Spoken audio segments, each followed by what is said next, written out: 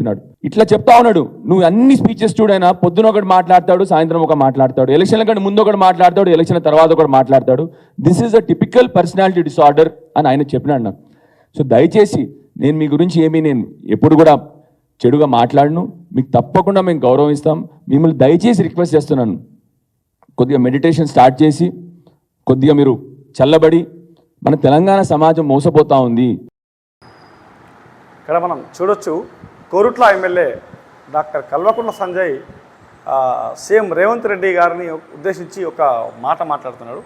రేవంత్ రెడ్డి పొద్దున ఒక మాట మాట్లాడతాడు, సాయంత్రం ఒక మాట మాట్లాడతాడు. ఇది ఒక పర్సనాలిటీ డిజార్డర్.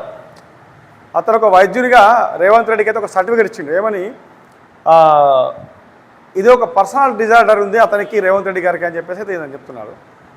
అవును, మరి అతను సరే పొద్దున ఒక మాట సాయంత్రం ఒక మాట మాట్లాడతారు కావచ్చు. మరి మీరు డాక్టర్లు కదా, మీరు మంచిగా మాట్లాడతారు కదా, మరి మీరు ఇచ్చిన హామీలు ఎడవేనాయా?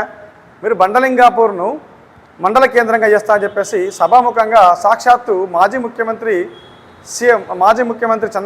చంద్రశేఖరరావు గారు నోటి నుంచి కూడా మీరు మండల కేంద్రం ప్రకటిస్తా అని ప్రకటించారు.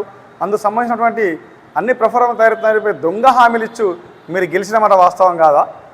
ఎందుకు మీరు ప్రజల్ని, మరి మీరు ఇక్కడ కోట్ల ప్రజల్ని న్యాయవంచన చేస్తున్నారు? సో నోరుంది కదా అని చెప్పేసి ఇష్టం వచ్చిన మాట్లాడుతుంటే మీరు చేసిన తప్పులు కూడా ఉన్నాయండి. ఇక్కడ పొద్దున ఒక మాట సాయంత్రం ఒక మాట మాట్లాడుతున్నారు కావచ్చు కదా. మీ తండ్రి కొడుకులు ఇద్దరు కూడా పొద్దున ఒక మాట రాత్రికి ఒక మాట మాట్లాడడం వల్ల అక్కడ చెరుకు ఫ్యాక్టరీ మూతపడిందనే విషయం అక్కడ కోరుట్ల కాన్స్టిట్యూన్సీ ప్రజలందరికీ తెలుసు. అలాగే బండలింగాపూర్ ప్రజల్ని మీరు మండల కేంద్రంగా ఏర్పాటు చేస్తారని చెప్పి న్యాయవంచనకు గురి చేసిన మాట వాస్తవం కాదా? ఒకసారి చూద్దాం. ఏదైతే కల్లబోలి కబుర్లు దానికి నిదర్శనం ఇది ఒకసారి చూద్దాం. బండలింగాపూర్ మండల కేంద్రాన్ని చేస్తున్నామంటే చేసి, ఇచ్చిన మాట ఇచ్చినట్టు ఇచ్చి, అది కోరిక బండలింగాపూర్ ప్రజల కోరిక ఇప్పటికీ నెరవేరలేదు, అది మీకు తెలుసు. సో మీరు ఇచ్చిన హామీలేమో నెరవేర్చకుండా పర్లేదు, ఎందుకంటే మిమ్మల్ని ఇక్కడ అడిగే నాదులు లేడు కాబట్టి. కానీ మీరు మాత్రం ఇతరులను ప్రశ్నించవచ్చు.